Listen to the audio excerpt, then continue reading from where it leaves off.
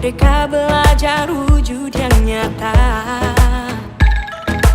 Raih mimpimu juga cita-cita. Generasi emas Indonesia. Profil pelajar Pancasila tanamkan di dalam dada. Profil pelajar Pancasila. Assalamualaikum warahmatullahi wabarakatuh. Waalaikumsalam warahmatullahi wabarakatuh. Selamat pagi Bapak Ibu guru SMK yang hebat. Selamat pagi. Sebelum kita mulai, saya mau yel-yel dulu seperti biasa ya anak-anak ya. SMK. SMK. SMK Gajah Mada. Terima kasih. Pertama-tama saya juga mengucapkan puji syukur kepada Tuhan Yang Maha Esa atas keberkahan dan hidayahnya kita dapat berkumpul di tempat ruangan kelas ini dalam acara aksi nyata saya tentang budaya positif. Yang saya hormati Ibu Kepala Sekolah Ibu Siti Mariah SPD, yang saya hormati Bapak Ibu guru SMK yang hebat-hebat yang hadir pada hari ini. Baik, tanpa menunggu lama-lama, ini aksi nyata saya atau diseminasi tentang budaya positif yang telah kami pelajari selama pendidikan guru gerak. Nah, sebelum kita mulai ke materi, kita ice breaking dulu ya Bapak Ibu. Ice breakingnya tersenyum. Jadi saya minta di sini senyum selama 20 detik. Keren, ya keren memang. Tapi saya bicara tadi sih mau pasang-pasangan ya. Bapak ini sama ini, Bapak sama Ibu ini pasang-pasangan. Yuk Bapak Ibu berdiri dulu kita berdiri, harap-harapan dengan teman di sebelahnya, harap-harapan. Ayo harap-harapan. Bapak dengan Bapak ini pasang dong, jangan.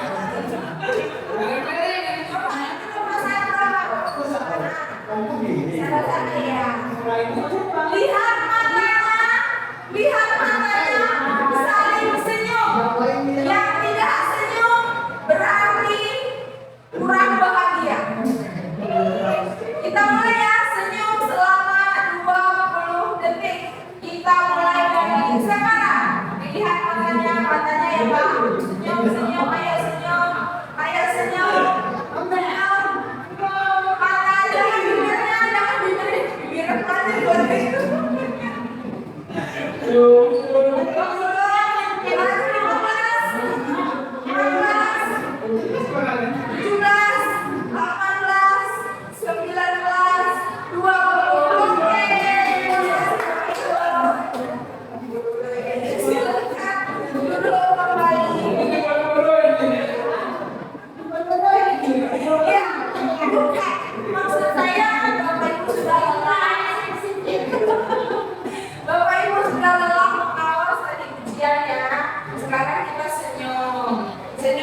Berarti bahagia. Baik, materi selanjutnya adalah kita buat dulu kesepakatan dalam diskusi ini. Ya, nanti saya bagikan sticky note satu orang satu. Ya, yang sudah saya isi yang pertama menghargai siapapun. Jadi siapapun yang berbicara, siapapun yang memberi komentar harus dihargai. Caranya seperti apa? Biarkan mereka dulu berbicara, jangan dipotong. Kalau dia menjadi pendengar yang baik, nah siapapun yang berbicara harus didengar. Apapun yang dia bilang kita harus saling menghormati untuk didengar apa yang mereka katakan. Dan yang ketiga, raise hand saat izin. Izin terserah mau izin rekam telepon, mau izin keluar, mau izin apapun harus angkat tangan dulu.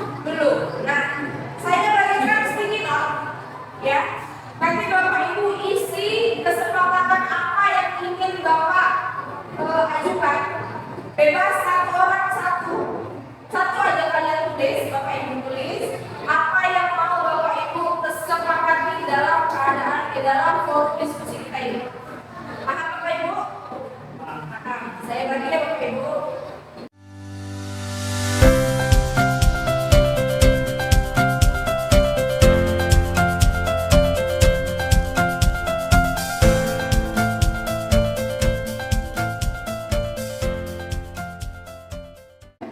Baik, silakan ditulis satu aja kesepakatan yang ingin Bapak Ibu ajukan.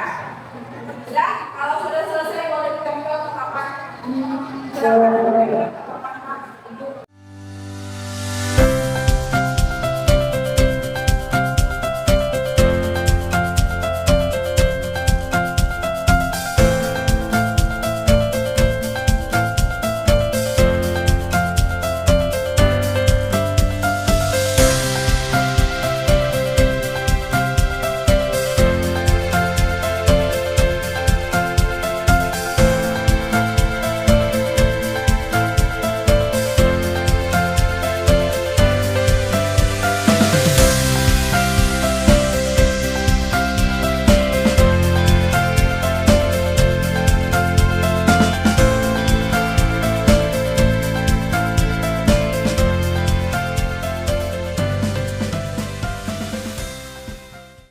Baik,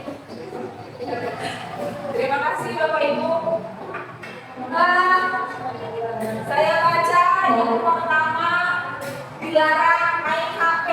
Yang kedua menghargai tengah waktu. Kemudian datang rapat. Yang kedua dilarang ribut. Kemudian komunikasi antar sesama yang baik, dan yang terakhir beretika, sopan, santun. Terima kasih atas ide dari Bapak Ibu. Berarti ini semua kesepakatan kita ya Pak Bu. Selanjutnya materinya adalah tentang budaya positif. Nah, dalam pembelajaran kami selama pendidikan guru penggerak, budaya positif ini terbagi atas 6 konsep. Yang pertama disiplin positif, yang kedua motivasi perilaku manusia, yang ketiga keyakinan sekolah atau keyakinan kelas, yang keempat kebutuhan dasar manusia, dan yang kelima posisi kontrol restitusi, dan yang keenam segitiga restitusi. Disiplin positif. Nah, Bapak Ibu, setelah melihat dan mendengar kata disiplin positif, apa yang terbesit dalam benak Bapak Ibu tentang disiplin positif? Apa yang terlintas di pikiran Bapak dan Ibu tentang disiplin positif? Disiplin. Apa Pak? Bu, disiplin. Disiplin. Nah, ya disiplin ketaatan. Yang lain? Baik Pak Ibu. Sesuai dengan aturan. Iya, sesuai dengan aturan. Nah, pertanyaan saya sebelum lanjut ke materi, disiplin seperti kata Bu Intan tadi, datang tepat waktu, termasuk nggak disiplin? Termasuk. Nah, sekarang disiplin positif ini merupakan suatu cara penerapan disiplin yang mengajarkan anak untuk bertanggung jawab dan menumbuhkan kesadaran diri berdasarkan nilai-nilai kebajikan. Nilai-nilai kebajikan ada banyak ya Pak. Ada sopan santun, ada ramah tamah, ada beretika, apalagi Pak Ibu? Nilai-nilai kebajikan yang Bapak Ibu terapkan biasanya di sekolah. Nilai-nilai kebajikan. Dia saling menghormati, tapi banyak hal nilai-nilai kebajikan kan? Di sini saya hanya menyimpulkan atau memperkecil lagi karena dia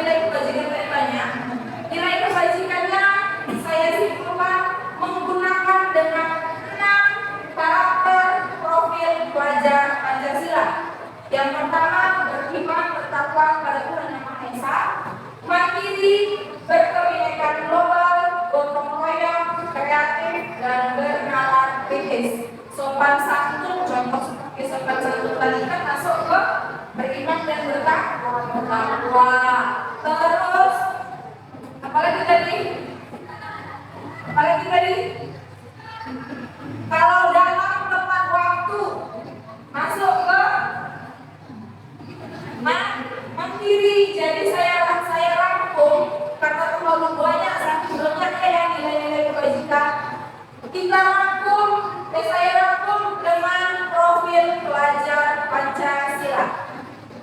Setuju? Ya, karena profil pelajar Pancasila ini sudah mencakup semua. Kalau saling menghargai dan menghormati budaya orang masuk ke berkebinekaan global, ya kan? Terus saling menolong itu tak masuk ke bergotong royong. Banyak nilai-nilai kebajikan banyak. Jadi intinya adalah profil pelajar Pancasila yang memiliki 6 karakter dalam 6 karakter profil pelajar Pancasila. Ya. Kemudian disiplin positif lebih ke arah disiplin diri yang dapat mengontrol diri adalah melakukan segala tindakan. Nah, disiplin diri dapat membuat murid memahami dan menyadari berdasarkan motivasi internal bukan eksternal. Jadi disiplinnya itu berdasarkan dari dalam diri dia, bukan dari dorongan luar. Ujian ataupun hukuman. Kalau ujian dan hukuman itu kan dari luar ya. Kalau misalnya dia berbuat baik, dia mengharap ujian dari orang. Berbuat baik karena tidak mau melakukan kesalahan, dia menghindari hukuman. Berarti ini disiplin positifnya harus berdasarkan dari internal. Selanjutnya, yang kedua, motivasi perilaku manusia. Motivasi, Bapak Ibu yang terbesit lagi saya tanya, apa itu motivasi? Motivasi, dorongan. Yang lain? Keinginan. Yang lain? Motivasi? Iya, kemauan. Dan silahkan masuk Ibu. Motivasi perilaku manusia itu terbagi 3. Ya, yang pertama untuk menghindari ketidaknyamanan atau hukuman. Yang kedua untuk mendapatkan imbalan atau penghargaan dari orang lain. Dan yang ketiga untuk menjadi orang yang mereka inginkan dan menghargai diri sendiri dengan nilai-nilai yang mereka percaya. Dari yang pertama dan yang kedua itu adalah motivasi dari eksternal. Sedangkan yang ketiga adalah motivasi internal. Kenapa? Yang pertama dan yang kedua itu dia bukan dari kemauan dia sendiri. Ya kan? Yang pertama ini dia takut kena hukum. Yang kedua dia hanya ingin dihargai sama orang lain dan mendapatkan pujian. Tapi kalau yang ketiga ini motivasinya berdasarkan dari diri dia sendiri. Jadi apapun yang dia inginkan untuk berbuat positif itu melalui dari diri dia sendiri. Baik, selanjutnya yang selanjutnya adalah keyakinan sekolah ataupun keyakinan kelas. Nah, keyakinan berarti keyakinan adalah kepercayaan.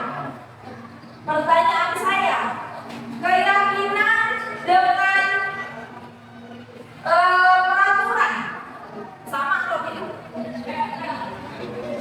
Keyakinan sekolah dengan peraturan sekolah sama atau tidak? Tidak tahu. Kenapa Pak? Keyakinan itu dalam Keyakinan sekolah. Saya tanya keyakinan sekolah dengan peraturan sekolah sama atau tidak? Bisa sama, bisa tidak. Kenapa Bu? Misalnya dia yakin muridnya pintar, tapi dalam membuat peraturan dia bisa miss komunikasi. Miskomunikasi. Iya. Oke, yang lain? Ya, keyakinan dan peraturan itu hampir sama, tapi memiliki makna yang berbeda. Ya, karena apa? Keyakinan itu berdasarkan dari diri sendiri. Contoh, kalau keyakinan itu kita mau misalnya seperti saya bilang tadi datang tepat waktu, itu kan datang tepat waktu kayak ibu-ibu yang dua ini dan selalu datang tepat waktu, itu kan berdasarkan dari diri sendiri, kemauan diri sendiri. Tapi kalau peraturan, apapun cerita, setuju ataupun tidak setuju kita, peraturan tetap harus dipatuhi. Tapi kalau keyakinan itu kita yang membuat sendiri. Ya. Jadi guru berperan dalam mewujudkan terbentuknya keyakinan sekolah atau kelas dengan adanya kesepakatan antara guru dan murid. Nah, jadi Bapak Ibu, sebelum kita memulai pembelajaran, ada baiknya seperti tadi kita membuat keyakinan atau kesepakatan, sehingga jadi dalam situasi kelas itu siswa mempercayai siswa tadi akan mematuhi keyakinan yang telah kita buat. Nah, dengan catatan keyakinan ini harus berdasarkan antara guru dan siswa, bukan keyakinan ini dibuat guru sendiri. Ya, kalau dibuat oleh guru sendiri itu namanya peraturan.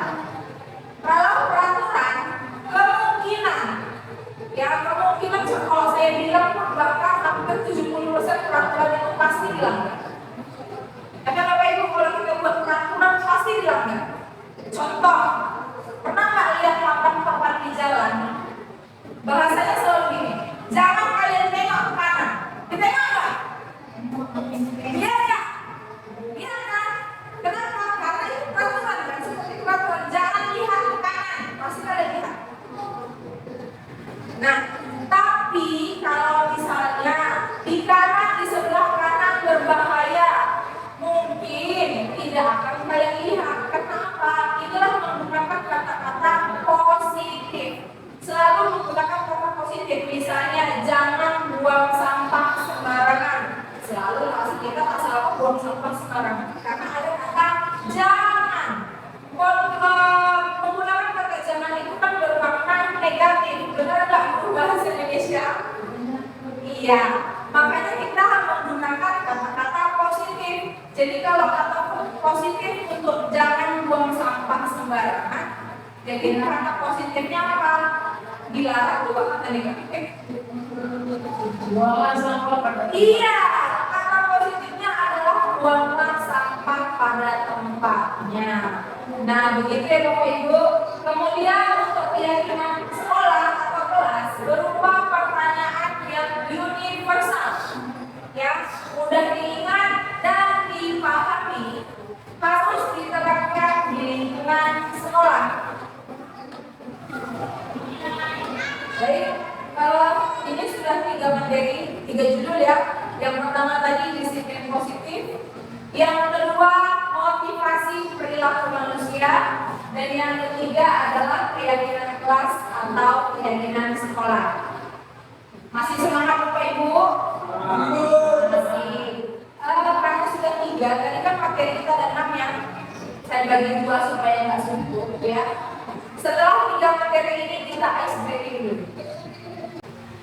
Bapak Ibu kita silakan berdiri dulu yuk.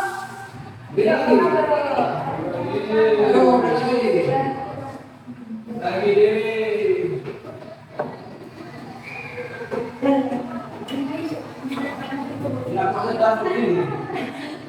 Bergerak ya Bapak Ibu. Jadi om sendiri.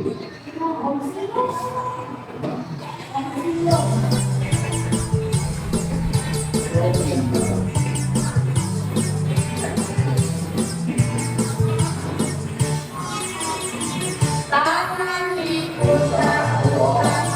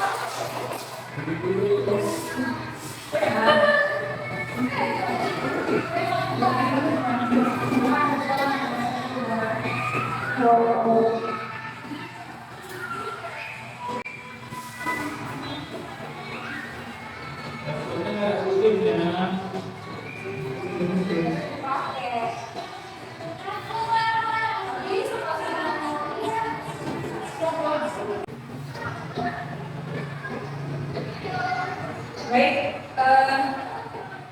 bersemangat ya Bapak Ibu. Semangat. Kita lanjut dengan materi yang keempat. Yang keempat adalah kebutuhan dasar manusia. Setiap manusia memiliki kebutuhan. Nah, berdasarkan pendidikan guru penggerak saya, kebutuhan dasar manusia yang kami pelajari di sini ada 5. Yang pertama, bertahan hidup. Yang kedua, kasih sayang dan rasa diterima. Yang ketiga, penguasaan. Keempat, kebebasan. Dan yang kelima, kesenangan. Nah, jadi jika anak-anak kita membuat kesalahan atau melakukan perilaku yang menyimpang, berarti kebutuhan dari 5 ini tidak mereka penuhi. Contoh, kita ambil contoh misalnya anak kita si A, nggak usah lagi sebutkan namanya ya, nanti jadi ini. Si A tidak datang ke sekolah karena si A tidak datang ke sekolah karena belum sarapan pagi. Alasannya dia tidak datang ke sekolah, saya belum sempat untuk sarapan pagi. Jadi saya tidak datang ke sekolah. Berarti kebutuhan dia yang untuk bertahan hidup tidak terpenuhi. Nah, contoh lagi yang kedua, anak kita si B selalu banyak tingkah, yang berikutlah di kelas, yang disuruh kerjain tugas nggak mau. Nah, kebutuhan dia apa? Tidak terpenuhi. Apa kebutuhan yang tidak terpenuhi?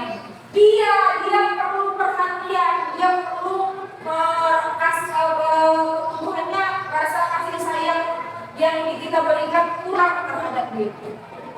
Begitu juga dengan kebutuhan kekuasaan, kebutuhan kebebasan, dan kebutuhan kesenangan. Selanjutnya, materi selanjutnya adalah 5 posisi kontrol restitusi. Nah, sebagai guru harus kita mempunyai 5 posisi kontrol. Apa sih itu posisi kontrolnya?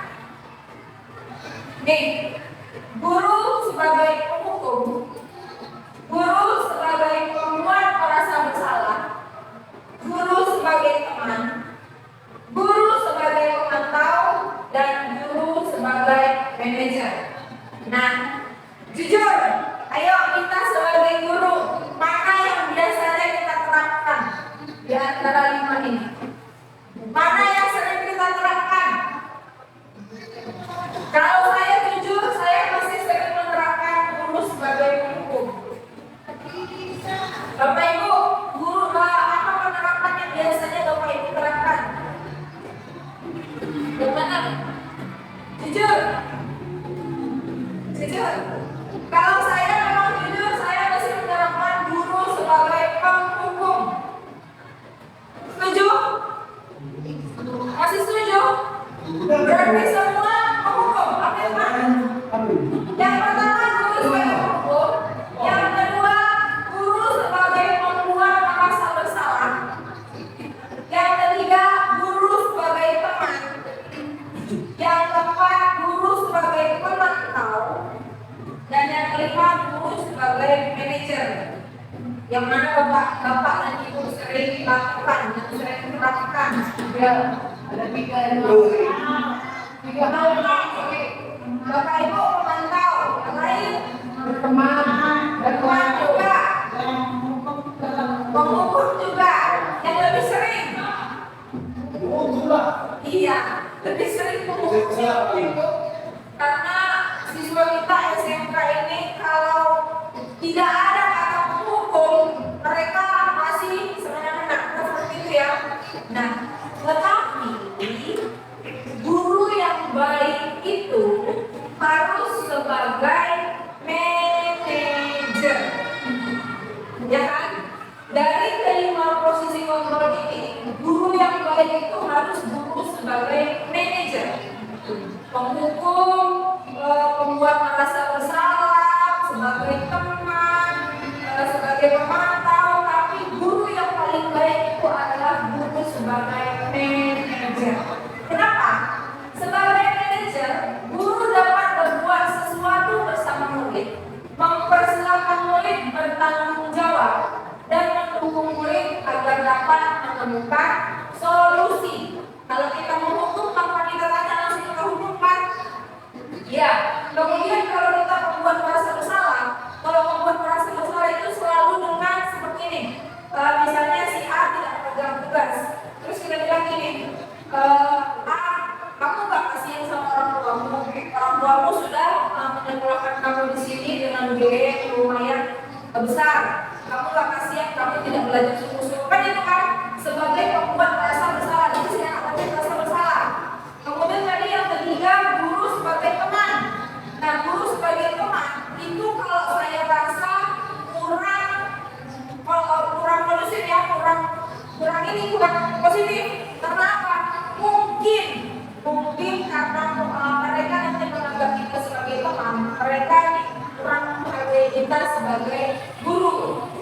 Kemudian yang keempat tadi, guru sebagai pemantau. Nah, kalau cuma dipantau doang tanpa diungkapkan dengan kata-kata, anak-anak kita ini kurang akan kesadaran diri. Cuma kita pantau doang, perhatikan doang, kan nggak mungkin kan? Nah, makanya dari kelima posisi kontrol tadi, untuk sebagai guru yang baik adalah itu sebagai manajer. Selain itu, posisi manajer mengacu pada restitusi yang dapat menjadikan murid sebagai manajer bagi dirinya sendiri, sehingga dapat tercipta identitas positif dari diri murid. Nah, inilah dia segitiga restitusi. Jadi dari tadi disebut apa sih restitusi? Jadi segitiga restitusi ini adalah langkah prosesnya tadi sebagai kita terus sebagai manajer tadi. Langkah-langkah yang kita terapkan kepada anak yang bermasalah. Ya, saya sudah pernah kemarin menerapkan di ruangan kepala sekolah. Jadi segitiga restitusi ini ada 3. Yang pertama, kita menstabilkan identitas. Yang kedua, validasi tindakan yang salah. Dan yang ketiga, menanyakan keyakinan. Nah, segitiga restitusi yang pertama tadi menstabilkan identitas dilakukan berdasarkan untuk mengubah identitas anak dari orang yang gagal karena melakukan kesalahan jadi orang yang sukses. Jadi tahap pertama ini kita menstabilkan dulu identitas anak ini. Misalnya dia cabut saat jam pelajaran. Contoh kasus kita bikin. Contoh kasus misalnya anak kita cabut saat jam pelajaran. Kemudian kita panggil ke ruang kepala sekolah. Ya kan, kita panggil ke ruang kepala sekolah. Kita ajak diskusi dulu. Yang pertama ini adalah menstabilkan identitas. Caranya seperti apa? Caranya kita tanya apa kesalahan yang telah kamu lakukan, contoh, ya kan?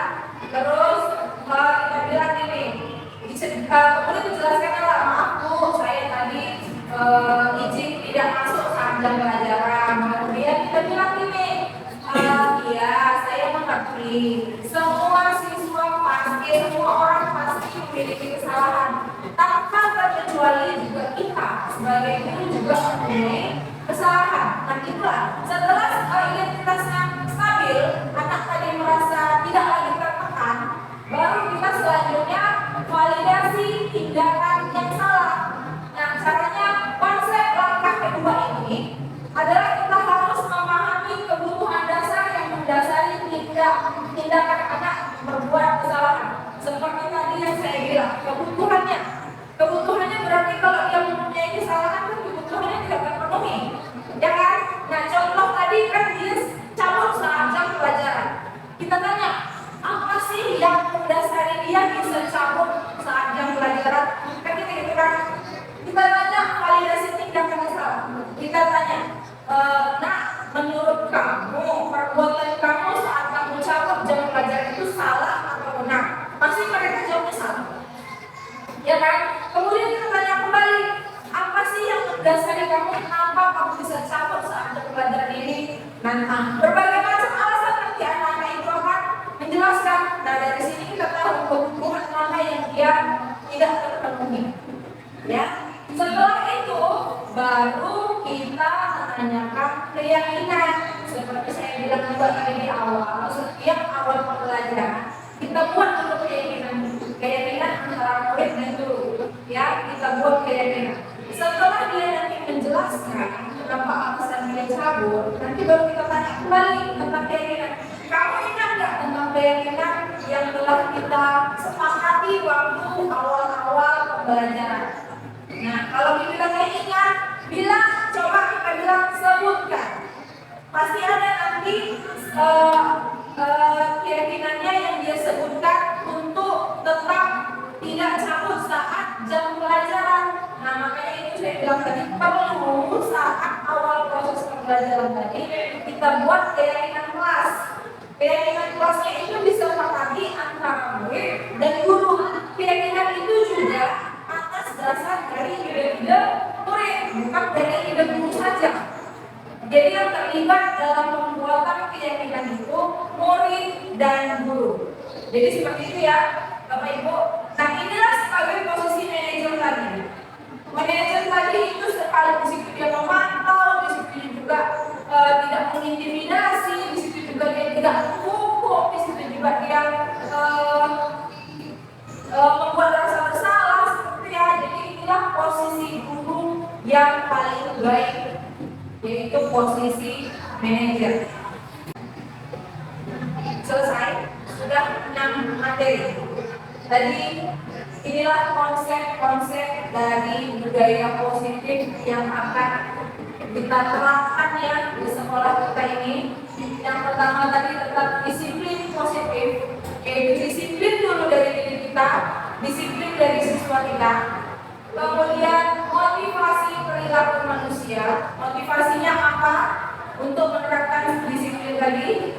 Kemudian membuat keyakinan sekolah atau keyakinan kelas, ya setelah kita menerapkan disiplin kita, terus kita motivasi dan kita membuat keyakinan kelas kita. Nah selanjutnya kita pantau apa sih kebutuhan dasar dari manusia, apa sih kebutuhan dari anak-anak ini, ya kan? Nah selanjutnya adalah posisi kontrol. Setelah kita tahu kebutuhan dia apa, kita gunakan 5 posisi kontrol tadi. Tapi yang paling baik adalah posisi kontrol sebagai manajer. Nah selanjutnya kalau ada masalah kita gunakan langkah segitiga restitusi. Seperti itu ya Bapak Ibu. Jadi semoga penerapan budaya disiplin di sekolah kita terus kita terapkan. Semoga sekolah guru-guru hebat di sini mampu menerapkan budaya positif dan mampu mengembangkan budaya positif ini sehingga siswa kita menjadi lebih baik, akhlaknya lebih baik, kelakuan lebih baik, semuanya lebih baik. Amin, amin, ya rabbal alamin. Baik, itu saja dari saya. Terima kasih Bapak Ibu telah meluangkan waktu di sini. Terima kasih. Saya ucapkan sekali lagi. Akhir kata dari saya, salam guru penggerak. Semoga bergerak, lekas bergerak dan mari menggerakkan. Wassalamualaikum warahmatullahi wabarakatuh. Oke, selamat pagi dari perguruan SMK Gajah. Kami bersama guru penggerak, salah satu guru penggerak yang sangat luar biasa, Ibu Nopi, yang telah memberikan materi kepada rekan guru. Semoga Ibu Nopi sukses dalam pembelajaran berikutnya salah satu guru penggerak untuk saudara-saudara khusus di Kota Medan. SMK Gajah Mada Medan. Yes. Example. Merdeka belajar wujud yang nyata. Raih mimpimu juga cita-cita. Assalamualaikum warahmatullahi wabarakatuh. Selamat siang. SMK bisa. SMK SMK Gajah Mada. Oke, terima kasih.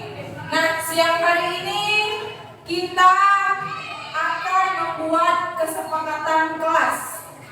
Kesepakatan kelas atau nama lainnya juga bisa kita sebut dengan keyakinan kelas. Sebelum kita membuat kesepakatan kelas, saya tanya dulu, pernah dengar nggak kata keyakinan kelas? Pernah dengar? Hah? Iya. Beda. Keyakinan itu sama aja dengan peraturan. Keyakinan sama dengan peraturan. Nah, pertanyaan saya, ada nggak peraturan di sekolah? Ada. Salah satu contoh peraturan di sekolah apa? Udah boleh telat. Yang lain? Seragam, legasi tapi orang kaya. Itu keyakinan Nah, sekarang kita membuat keyakinan kelas khusus untuk kelas ini, kelas akuntansi. Nah, nanti saya bagi sticky note satu orang satu, ya. Ini sticky note satu orang satu. Saya minta ide dari kalian. Kalian menuangkan keyakinan atau peraturan yang mau kalian buat untuk di kelas, bukan untuk di sekolah ya. Peraturan yang mau kalian buat untuk di kelas. Contohnya, siapa bisa? Contohnya, tidak boleh main HP, saling menghargai dan saling menghormati. Nah, yang jadi permasalahannya membuat peraturannya itu tidak boleh menggunakan kata negatif. Contohnya apa? Dilarang mencontek, tidak boleh pakai kata dilarang. Tidak boleh apa tadi? Tidak boleh main HP. Berarti itu kata tidak itu kan berarti katanya kata negatif. Contoh dari si Elsa betul, saling menghargai. Seperti itu contohnya. Jadi kalau misalnya dilarang mencontek, untuk katanya positifnya apa? Kata positifnya tidak boleh kata dilarang. Gantinya apa? Melarang. Apa? Harus jujur pada diri sendiri. Kan yang kamu contohkan kan kebohongan kan? Berarti harus jujur pada diri sendiri. Terus kalau dilarang buang sampah sembarangan, kata positifnya apa? Menjaga kebersihan. Bisa saya bagi satu orang satu? Bisa. Sudah ada ide yang mau kalian tuang? Sudah? Jadi nanti kalian tulis satu aja, nggak usah banyak, nggak usah dua juga nggak perlu. Saya hanya minta satu. Kalau sudah selesai kalian tulis, nanti kalian tempel di sini. Boleh terserah. Aku udah dengar. Jadi nanti setelah kalian tempel sini, baru nanti kita kelompokkan. Kalau ada sama, kita ambil cuma satu. Misalnya yang dilarang membuang sampah tadi ada 3 orang, jadi kita ambil satu aja. Paham ya? Amin. Udah bisa saya bagikan ya?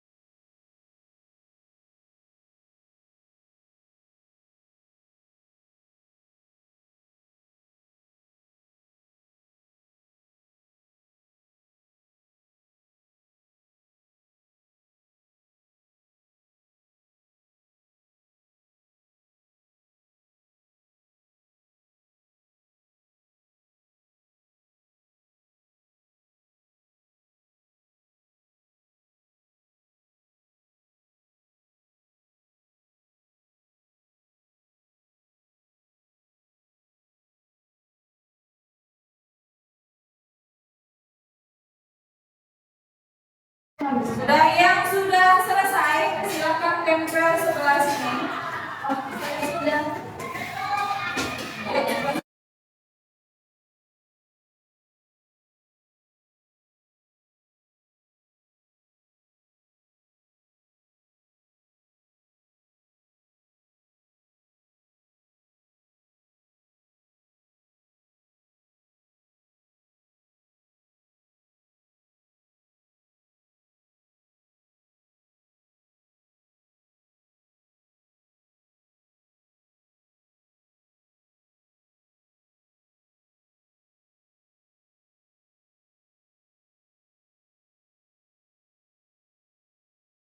Nah, kita mulai bedah satu-satu.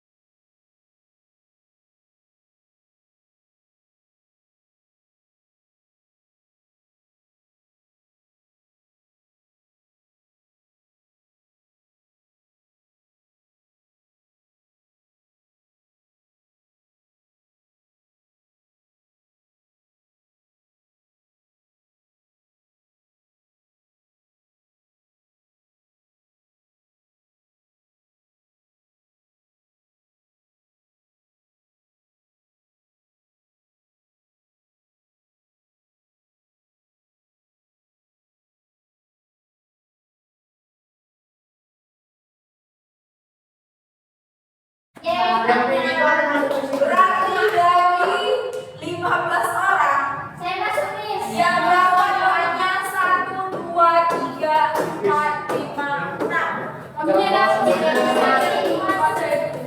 Hukuman hanya perlu kalian meyakinkan, makanya ini namanya keyakinan. Kalau keyakinan berarti kalian meyakini kalian akan bertanggung jawab apa yang telah kalian buat. Sudah paham?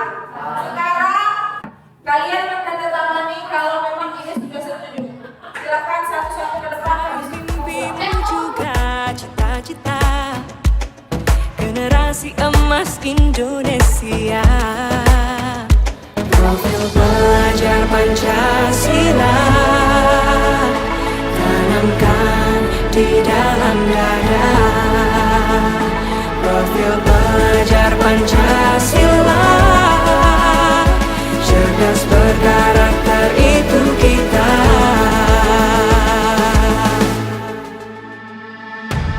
Beriman dan bertakwa pada Tuhan yang Maha Esa. Berakhlak mulia berkebinekaan global kita. Gotong royong berjiwa mandiri, berpikir kreatif dan bernalar kritis.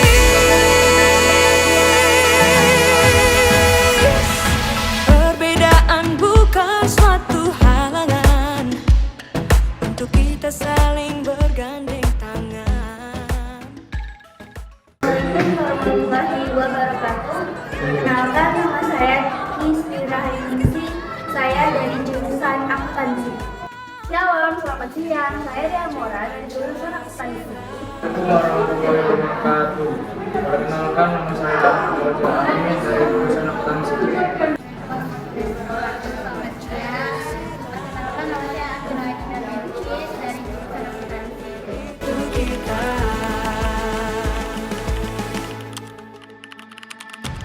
beriman dan bertakwa pada Senang, sungguh memuaskan. Sangat memuaskan. mulia berkebinekaan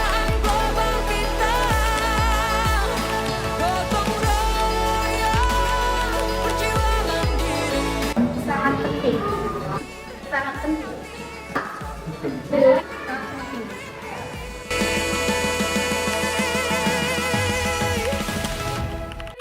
memilih apa yang kau suka. Merdeka belajar Agar pembelajaran menjadi tentram. Agar kedepannya kejangkauan kelas kita agar bisa terjangkau lebih baik dan lebih nyaman untuk ditempati. Terima kasih. Agar kelas bisa bersih dan aman, tentram, tentang manfaat. Karena menaati peraturan kelas yang baik.